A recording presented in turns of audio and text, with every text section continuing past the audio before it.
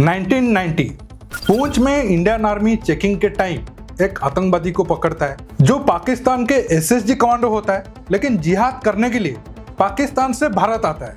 1993 कश्मीर के जेल से 2 साल जेल में रहने के बाद एक आतंकवादी अचानक गायब हो जाता है। 1994 दिल्ली में से 4 विदेशी पर्यटकों को आतंकवादी किडनैप कर लेते हैं।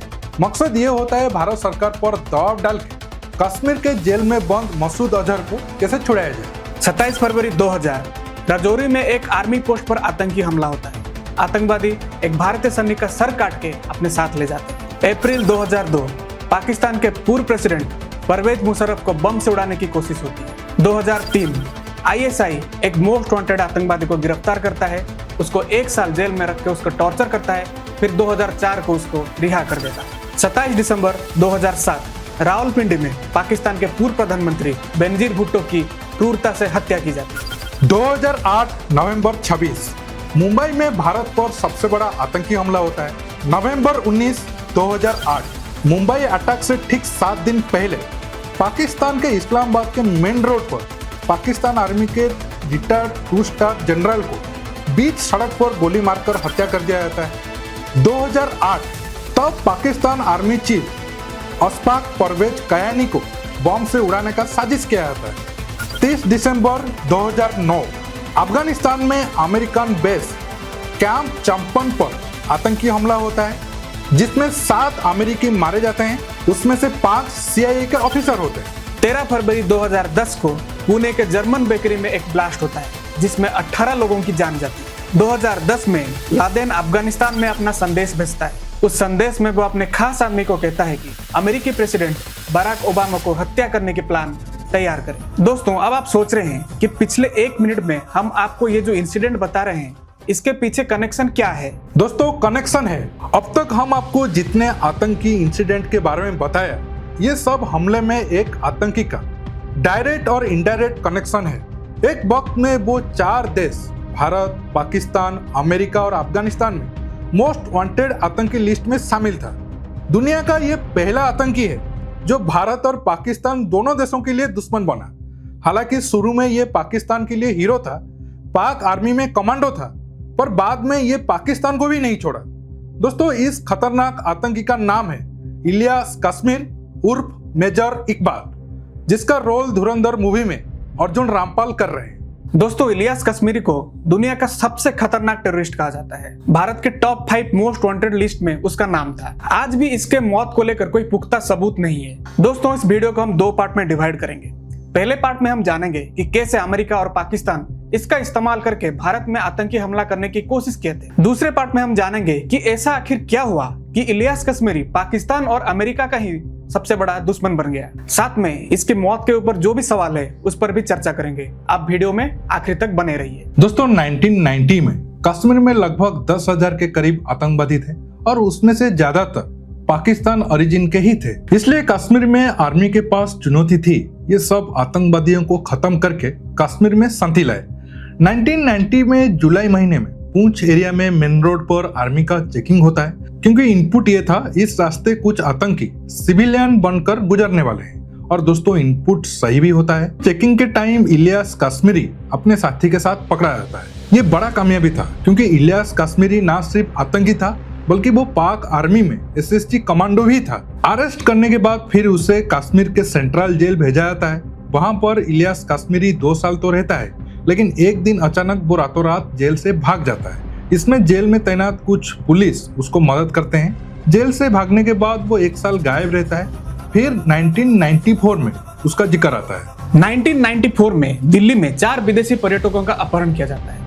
उनमें से एक पर्यटक अमेरिकी था। इस बात को लेकर बहुत हंगामा मचता है, सरकार पर बहुत दबाव पड़ता है और आतंकी भी इस दबाव का फायदा लेना चाहते थे। वो लोग चाहते थे कि सरकार के ऊपर दबाव बना के कश्मीर के जेल में बंद मसूद अजहर को छुड़ाएं। दोस्तों, इस किडनैपिंग में इलियास कश्मीरी का साथ देता है उमर शेख। इन लोगों का डिमांड सुन के सरकार भी टेंशन में आ जाता है। एक तो वो मसूद अजहर को छोड़ नहीं सकते, दूसरा पुलिस चाहकर भी कितना भी कोशिश करके इन लोगों का लोकेशन ट्रैक नहीं कर पाता है। डर ये भी था कि अगर कुछ ज्यादा देर हो गया तो कहीं ये आतंकी किसी की हत्या ना कर दे।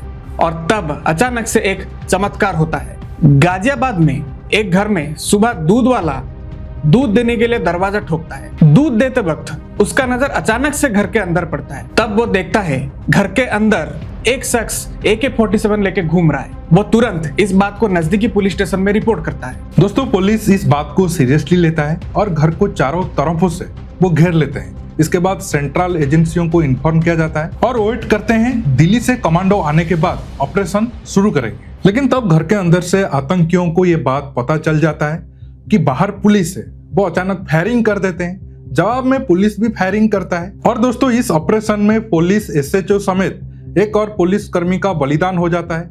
एक आतंकी मारा जाता है। उमर शेख को गोली लगता है और बाद में उसे पुलिस अरेस्ट करता है। 4 विदेशी पर्यटकों को सही सलामत रेस्क्यू कर लिया जाता है।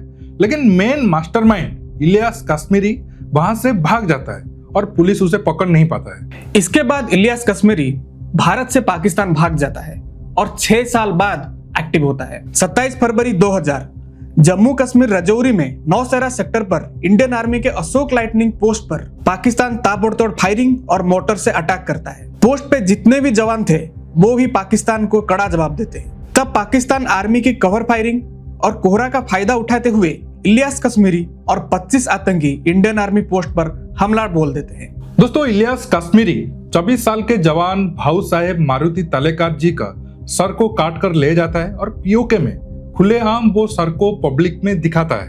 पाकिस्तान मीडिया फोटो भी छापता है। इतना ही नहीं, तब पाकिस्तान के प्रेसिडेंट मुशर्रफ के सामने वो सर को लेकर जाता है और मुशर्रफ कश्मीर के इस जिहादी हरकत से खुश होकर 1 लाख इनाम भी देते हैं। इलियास कश्मीरी को रातों रात पाकिस्तान में एक नेशनल हीरो की तरह ट्रीट किया जाता है।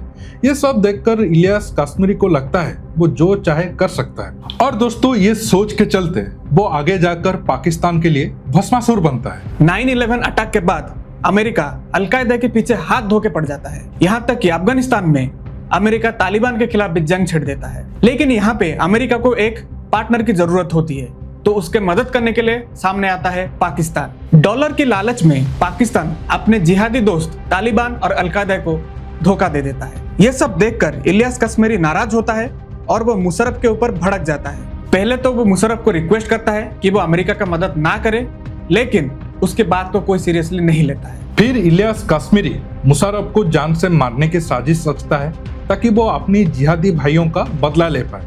लेकिन मुशर्रफ की किस्मत अच्छा था, वो बच गया। डिटोनेटर में इश्यू के चलते बॉम्ब सही टाइम में नहीं फटा। ये सब घटना के बाद मुशर्रफ उसे अरेस्ट करने की ऑर्डर देता है।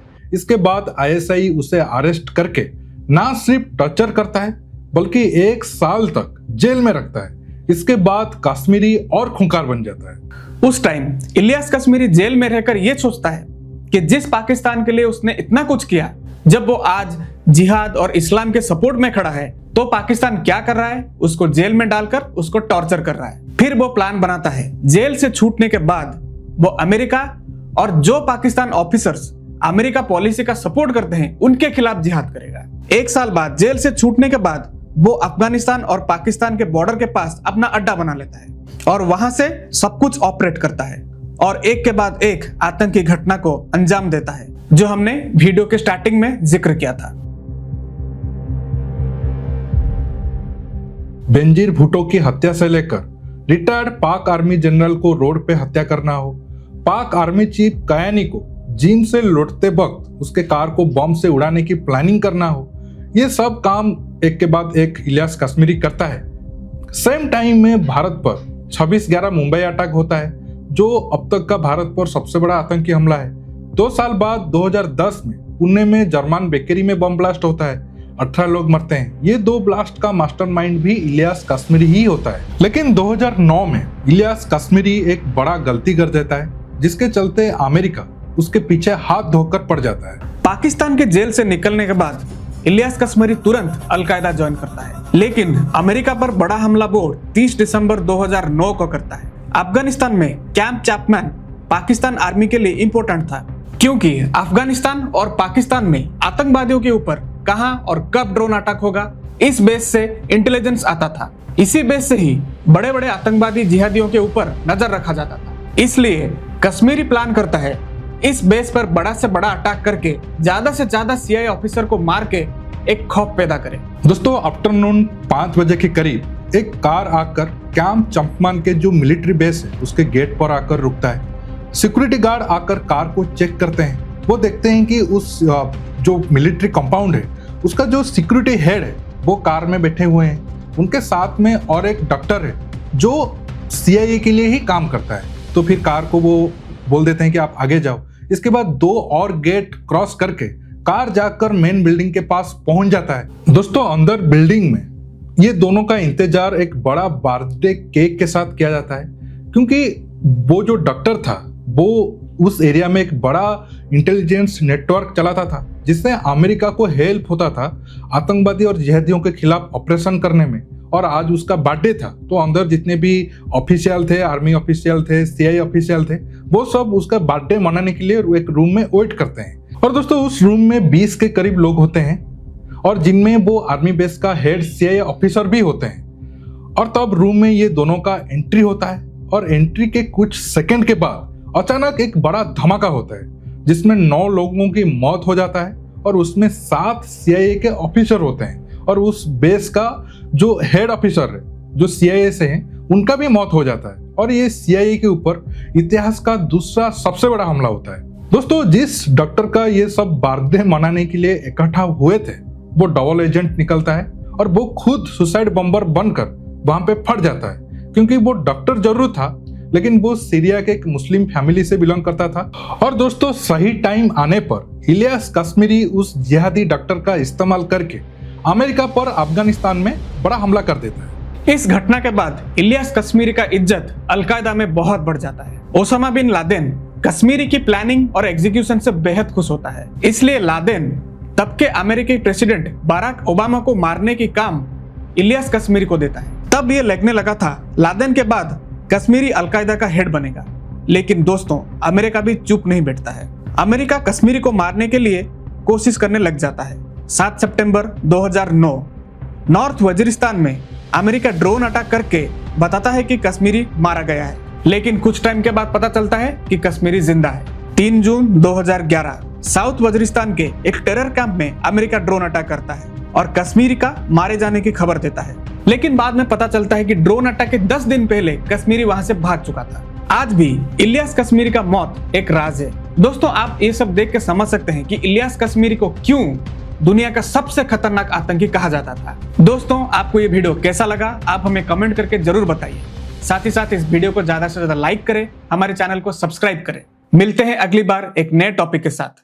जय हिंद, वंदे मातरम।